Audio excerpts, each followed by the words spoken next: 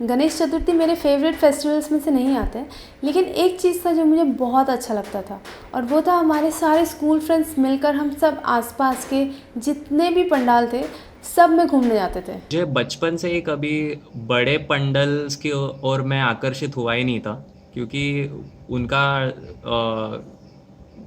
क्या कहते हैं, धूम धड़ाका नाच गाना मुझे थोड़ा ओवर ही लगता था उस टाइम पे भी, जब भी खेलने कूदने का टाइम था। और अभी तो थोड़ा बढ़ गया है बट मुझे पर वो पर्सनल टच बहुत पसंद आता था कि ओरिजिनली जब भी वो शुरू हुआ था it was suppose to be कि हम कम्युनिटी के बिल्डिंग के लिए कर रहे हैं, और वो वाला एस्पेक्ट मुझे बहुत पसंद था। बचपन में जो गणेश गणेश उत्सव मनाया जाता था, तो मेरे लिए वो एक सोशल गैदरिंग जैसा होता था। हम लोग सब दोस्त लोग एक मंडल में मिला करते थे, फिर उसका प्रिपरेशन किया जाता था और मिठाई खाने मिलता था। पहले तो बचपन में घर पे बहुत रिस्ट्रिक्शंस होते थे कि मिठाई नहीं खानी चाहिए ज़्यादा, बट मंडल ऐसा ही जगह था जहाँ पे सब लोग आके मिठाई खिलाते थे पहले, और फेस्टिवल भी वैसा है कि सब मिठाई लाके खिलाते थे एंड गेम्स खेले जाते थे वहाँ पे। इट वाज लाइक हम लोग का एक बॉन्डिंग हो जाता था, फ्रेंड्स का, नए फ्रेंड्स बनते थे। हमारे यहाँ लाउड स्पीकर नहीं होता था, विसर्जन करने के लिए भी हम लोग वही जो सिम्बल्स जैसा मंजीरा जिसको कहते हैं वो बजाते थे, खुद से ही गाते थे सब लोग मिलके। फूल मार्केट से, दादर मार्केट ही था पास में, तो वहाँ से फ्रेश फूल लेके आते थे और हार वार हम लोग सब लोग अपने हाथ से बनाते थे। तो बाहर ऐसे मार्केट से ज़्यादा कुछ चीज़ें लाते नहीं थे। 16वीं सेंचुरी में जब शिवाजी ने पहली बार गणेश चतुर्थी मनाना शुरू किया था, तब गणेश चतुर्थी सार्वजनिक नहीं थी। पानीपत की तीसरी लड़ाई में जब पेशवा हार गए, तब उनके साथ गणेश चतुर्थी भी खत्म हो गया। फिर 3 सेंचुरी बाद लोकमान्य तिलक ने दोबारा गणेश चतुर्थी शुरू किया, लेकिन इस बार वो सार्वजनिक गणेश उत्सव के रूप में मनाने वाले थे। और आज जिस तरह का विसर्जन आप देख रहे हो, ये लोकमान्य तिलक के समय से शुरू हुआ था। उन्होंने ये गणेश भक्त के नाते नहीं किया था, तभी का समय कुछ और था। तभी हम ब्रिटिशर्स के गुलाम थे और सभी क्रांतिकारी नए नए तरकीब ढूंढ रहे थे ब्रिटिशर्स को हराने के लिए।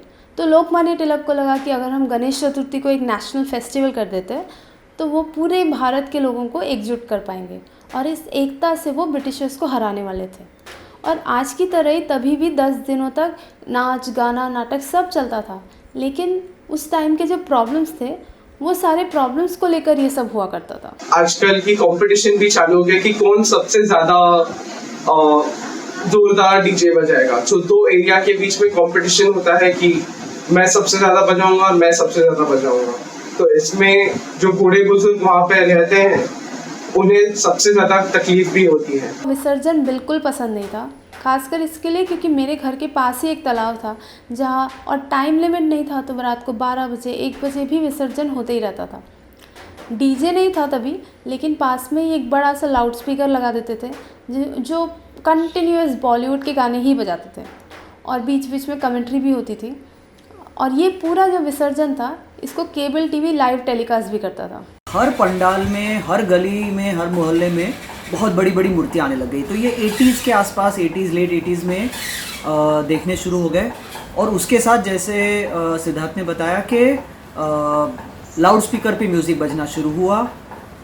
बचपन में जहाँ पे बिल्डिंग्स में मूर्तियाँ होती थी तो वहाँ पे शायद 1-1.5 फीट की, 2 फीट की मूर्ति होती थी, और कॉम्पिटिशन्स होती थी, ड्राइंग की कॉम्पिटिशन्स और रेसिटेशन कॉम्पिटिशन्स और गाने की कॉम्पिटिशन्स, डांस वगैरह, ये सब कला जो गणपति जिसको रिप्रेजेंट करते थे आर्टिस्ट और लेखक वगैरह, तो ब्रेन की जितनी activity, mathematic competitions, chess competitions, ऐसी चीज़ें होती थी। और वो चेंज होके उसमें फिर किसकी डेकोरेशन सबसे ज़्यादा है, जैसे ढोल कौन ज़्यादा बजाता है, कौन ज़्यादा पटाखे बजाता है।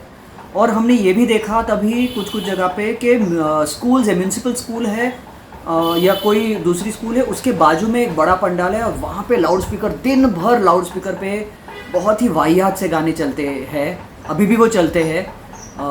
और जब विसर्जन के लिए लोग जाते हैं तब बहुत शराब पी के बहुत सारा ईव टीजिंग होता है, लोगों पे वो भोपू बजा के चिल्ला के दूसरों को डिस्टर्ब करना। कई बार घरों लोग, मतलब ट्रक के ऊपर बैठे तो लोगों के घरों के पास से जाते तो घरों के अंदर झांकना, उसके अंदर चिल्लाना। तो ये एक वाहियातपन उस चीज़ में आने लग गया था 80s और 90s के दशक में। जैसे जैसे पॉलिटिकल पार्टीज और अमीर होते गए, वैसे ही ये त्यौहार भी और बड़ा होता गया। हर साल गणेश की मूर्ति थोड़ा थोड़ा थोड़ा कर साइज़ बड़ी होती गई। पहले मिट्टी की मूर्ति थी, अभी प्लास्टर ऑफ पेरिस की मूर्ति है। पहले हम दर्शन के लिए जाते थे तो हाथ में थोड़ा सा प्रसाद देते थे, लेकिन अभी बजट बढ़ जाने की वजह से रोज़ लोगों को खाना देते हैं, और जितना मैंने देखा है सभी disposable use and throw plates और ग्लासेस में ही देते हैं। गणेश की मूर्ति के अलावा उस पूरे त्यौहार में मुझे गणेश के साथ कोई किसी चीज़ का लेना देना ही नहीं दिखता। लोकमान्य तिलक का गणेश उत्सव और अभी के गणेश उत्सव में कोई मेल नहीं है। हाँ, समय के साथ तरीक़ों में बदल आती है, लेकिन ये तरीके में नहीं, इंटेंशन में बदल आ रही है।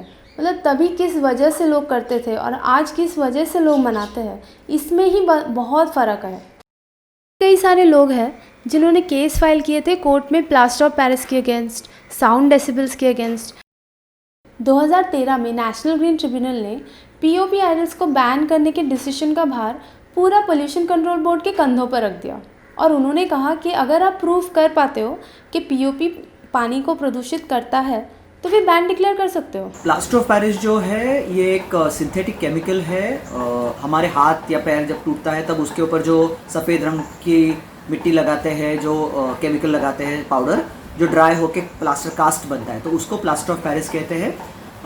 ये नॉन बायोडिग्रेडेबल मटेरियल है, मतलब ये आप समुद्र में या मिट्टी में, पानी में डाल देंगे तो वो विघटनशील नहीं है, वो वहाँ पे मिट्टी में वैसे के वैसे हज़ारों साल तक रहेगा। और दूसरी बड़ी प्रॉब्लम है जो मैन्युफैक्चरर्स भी कबूल कर रहे हैं, और वो है इन केमिकल पेंट्स का इस्तेमाल। फिशरमैन कंप्लेन करते थे, अखबार में छप के आते थे फोटो के 1 हफ्ते के बाद हज़ारों लाखों की तादाद में तालाब में, नदी में मछलियाँ मर के आ रही है। तो उसमें जब स्टडीज़ किया गया तो पता चला कि ये हैवी मेटल्स जो है वो जो रंग इस्तेमाल करते हैं लेड बेस्ड, तो उससे मछलियाँ मर रही है। आप में से कितने सारे लोग हैं जो विसर्जन करने के एक आध दिन बाद जाके देखते हो कि पानी का हाल क्या है, आपने जो विसर्जन किया उस मूर्ति का हाल क्या है। तो हमारी क्लीन अप जो ड्राइव होती थी वो इसको पूरी तरह से क्लीन नहीं कर पाती थी, तो तभी हमारे दिमाग में ये विचार आने लग गया कि हमको कुछ ऑल्टरनेटिव देना पड़ेगा। एक एनवायरमेंटलिस्ट का ये काम होता है कि लोगों को सिर्फ ये ना बताए कि ये बंद करो, वो बंद करो, आप उनको दूसरे ऑप्शंस भी दीजिए। तो हमने इसीलिए ये ट्राई किया कि खुद सीखे और हम नेचुरल कलर्स से बने हुए मूर्तियाँ बनाना शुरू करें और लोगों को प्रोवाइड करें ताकि उनको ऑप्शंस भी हो और वो कॉस्ट इफेक्टिव ऑप्शंस हो। We were at the Visarjan and it was the same old Visarjan, and then we came back and my mom said that she doesn't like the way the Ganpatis end up after the Visarjan is over. And even on the beaches, she's seen so many images. I think there were a lot of images were circulating, and she was very upset because she really enjoys doing the puja and she really believes in it. And then when she sees that after a puja is done, the Ganpati is just thrown across and it is sent back by the sea and it's just lying broken, dismantled completely on the beach, it bothered her a lot. And she decided that next year onwards she was not going to do the whole plaster of Paris thing, because it's not just about the looks, it's also about the emotion behind it. And if at the end of the day it was going to lie on the beach completely broken, that's not the point. Just because the Visarjan is done, she was not okay that we forget about the entire murti altogether. And so she decided that she would like to do a mitti ka Ganpati, and if that meant that it would not be amazing and it would not look brilliant, that would be fine with her. So yeah, we did that. I think two years ago we started doing that, and to be honest, it didn't really lead to a lot of trouble. It was pretty much, the Ganpati still looked amazing and I couldn't tell the difference. So yeah. आप अगर एक सच्चे भक्त हो और आपको सिर्फ एक मूर्ति से मतलब है, उसके मटेरियल से कोई मतलब नहीं है, तो ऐसे बहुत सारे ऑप्शंस हैं जो एनवायरनमेंट फ्रेंडली भी है। मैंने 1-2 घर में देखा है जहाँ पे लोगों ने चांदी या ब्रास की मूर्ति रखी है जो हमेशा उनके मतलब साल भर उसकी पूजा करते हैं, पर जब गणेश चतुर्थी के वक्त वो अलग से उसके आजू बाजू डेकोरेशन करके उसकी अलग से पूजा स्पेसिफिकली वो फेस्टिवल के लिए करते हैं। सो दे वो साल भर वही मूर्ति रहती है, तो वो सिर्फ घर में बकेट में विसर्जन करते हैं। इको फ्रेंडली गणेश के ऑप्शंस बहुत सारे हैं। हम ज़्यादा करके लोगों को ये बताने की कोशिश करते हैं कि आप एक परमानेंट आइडल लीजिए या और आइडल की साइज़ कम करिए। हमने बहुत एफर्ट्स लिए हैं लोगों को 8 फीट 10 फीट की आइडल्स को हमने 12 इंचेस मतलब 1 फीट या 9 इंच तक लेके आने के लिए, क्योंकि इको फ्रेंडली आइडल्स छोटे ही साइज़ के होने चाहिए। इनफैक्ट लोकमान्य तिलक के टाइम पे जो सार्वजनिक गणपति थे वो भी 8 या 9 इंच के ही थे। एक कलश में राइस भर के रखा है और उसकी पूजा की है, मतलब उसमें सिर्फ हल्दी कुमकुम लगा के उसकी पूजा की है, या हल्दी और कुमकुम से सिर्फ गणेशा का ऐसे ड्राइंग जैसे बना के उसकी पूजा की है। और जैसे हम बनाते हैं फिश फ्रेंडली गणेशा, हमारे गणेशा के पेट के अंदर वेजिटेरियन फिश फूड होता है जो मछलियों को डाल सकते हो कि अगर आपने विसर्जन किया तो मछलियों को वो फूड मिलेगा। दूसरे किन लोगों ने सीड गणेशास बनाए हैं कि जिसके अंदर सीड्स डाली है, तो आपने उसका विसर्जन करके वो मिट्टी आपके गार्डन में डाल दी तो वहाँ पे प्लांट्स उगेंगे। अब मैंने ये भी देखा है कि गणपति की मूर्तियाँ कभी फ्रूट से या चॉकलेट से या कभी कभी बिस्किट या रवा से भी बनती है, और फिर उसको दूध में या किसी पानी में विसर्जन करके उसको प्रसाद की तरह देते हैं। एक गलत चीज़ हो रही है कि लोग सोचते हैं कि तुरटी या आलम जिसको बोलते हैं उसकी गणेशा बना रहे हैं बोल के कि हम लोग जब नदी में या तालाब में डालेंगे तो उससे पानी साफ होगा, हम ओशन को या पानी को रिवर को क्लीन करेंगे। तो ये गलत आपका विचार है। आलम जो है ये पॉइजनस मटेरियल है, ये जहरीला मटेरियल है। ये थोड़े प्रमाण में जब एक बहुत बड़े बकेट में हम छोटा सा डालते हैं तो वो मट्टी को सेटल करता है, पर वो पानी हमने तुरंत से अगर पी लिया तो उससे हमारे पेट में खराबी होती है, लूज मोशंस होते हैं। तो किसी भी डॉक्टर से पूछ लीजिए, आलम का पानी आप नहीं पी सकते और आलम का गणपति ना बनाएं।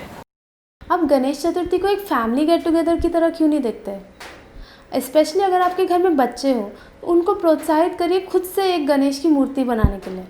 जैसे हाथ से बना हुआ खाना हमेशा यादगार रहता है, वैसे ही हाथ से बनाई हुई मूर्ति भी यादगार रहेगी। और एक और बात, एक सवाल है उन भक्तों के लिए।